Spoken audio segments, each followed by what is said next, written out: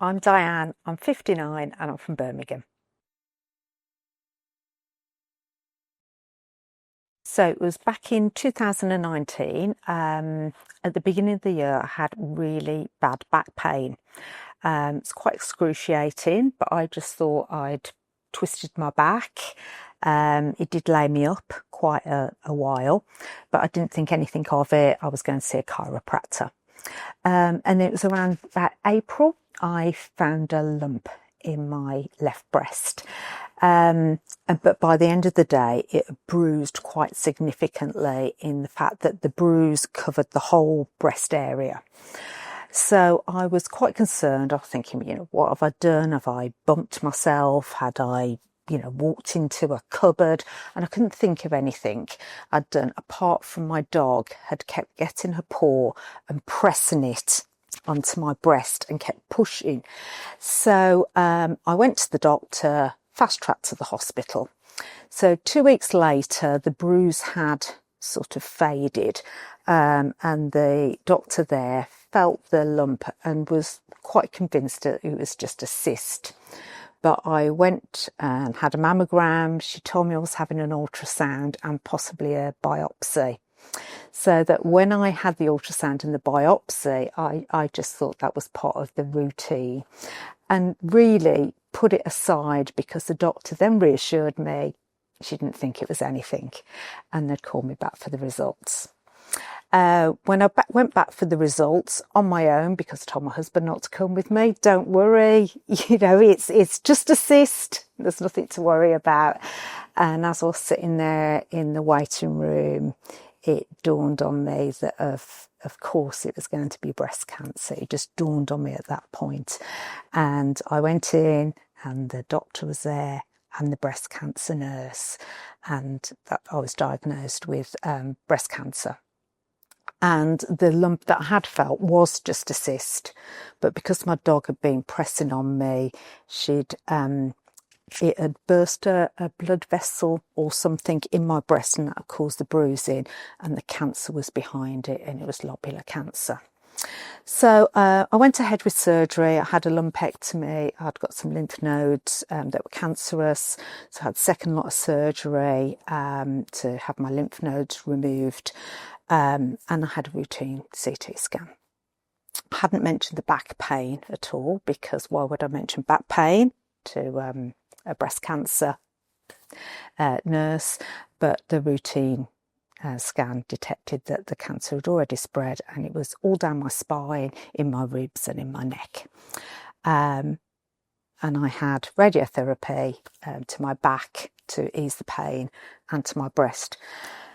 That was 6 years ago, and since then I've been very thankful that I am still stable and I'm still on my first line of treatment.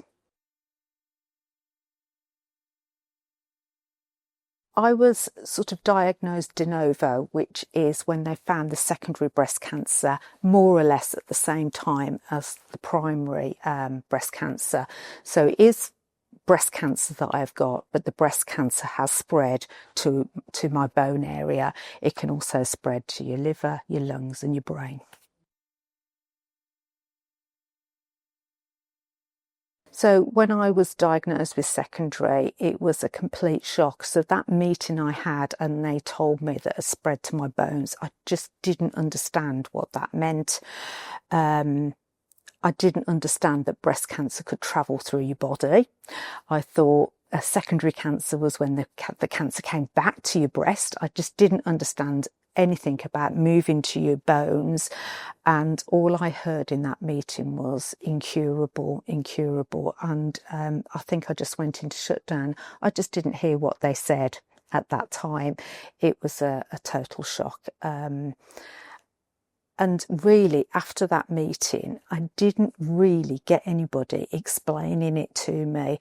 A lot of my knowledge now has come from myself looking that information up, finding out about it from charities such as Make Seconds Count, and joining support groups and finding out that information.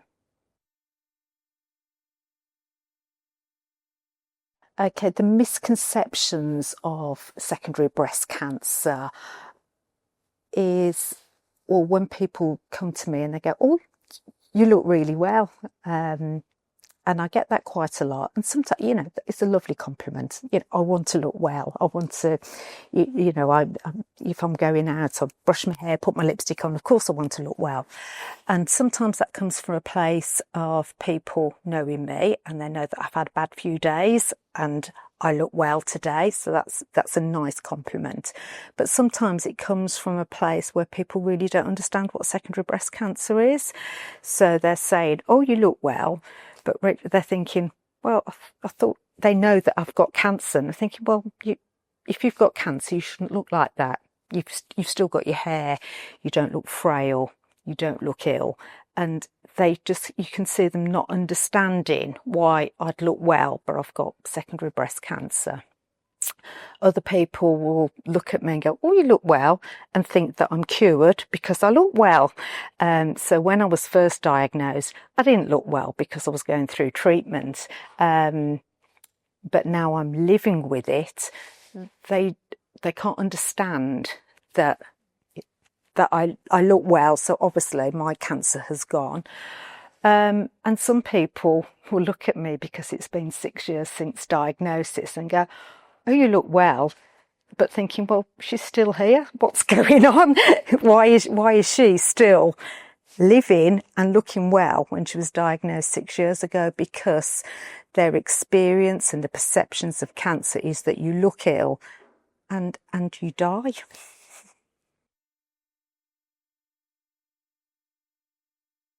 I think what we need to do is to challenge those misconceptions, is really to educate people that not only what are the signs and symptoms of secondary breast cancer, but also that if you can, it is treatable.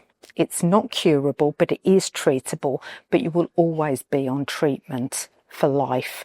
And that treatment can vary. It can vary between people, and the side effects vary. But also sort of open it up that people can live well with it, what those treatment plans are, that it isn't always high dose IV chemo. It can be targeted therapy.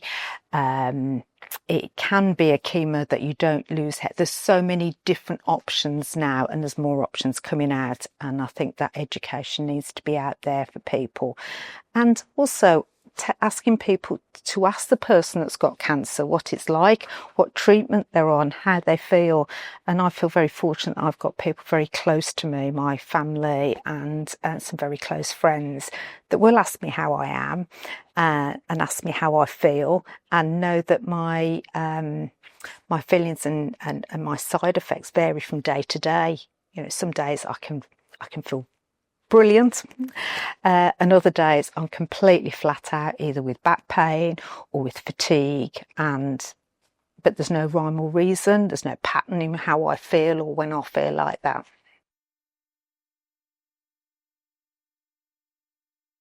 My advice to somebody that's newly diagnosed is, I think it's really important to get a support network around you. I have found personally the support groups, such as Make Seconds Count, the tea and chats, the online community, really invaluable to me. It's talking to people that just understand, that get it. They understand the ups and downs about it. You share experiences, and sometimes it's just advice on how to navigate hospital treatments, hospital visits, just finding out all sorts of information, and you really feel that you've got somebody that understands how you feel. And even though your close family and friends understand, it's having somebody that's going through it the same as you really gets it, and you don't have to explain. It's a real support.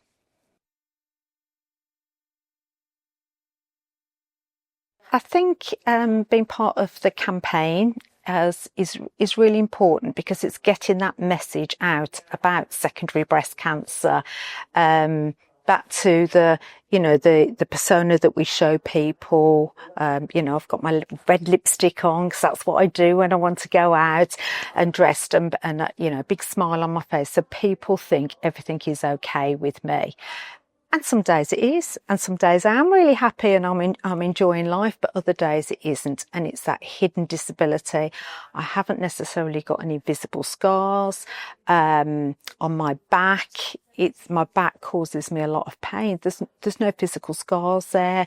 I don't use walking adaptations or sticks. So people think that I'm mobile and able, but it's that hidden disability. And I just think it's really important that we talk openly about the different effects that a secondary cancer diagnosis can have on people, whether that's pain, whether it's fatigue, which is a real debilitating effect on you, whether it's the anxiety and the worry, the uncertainty of the future.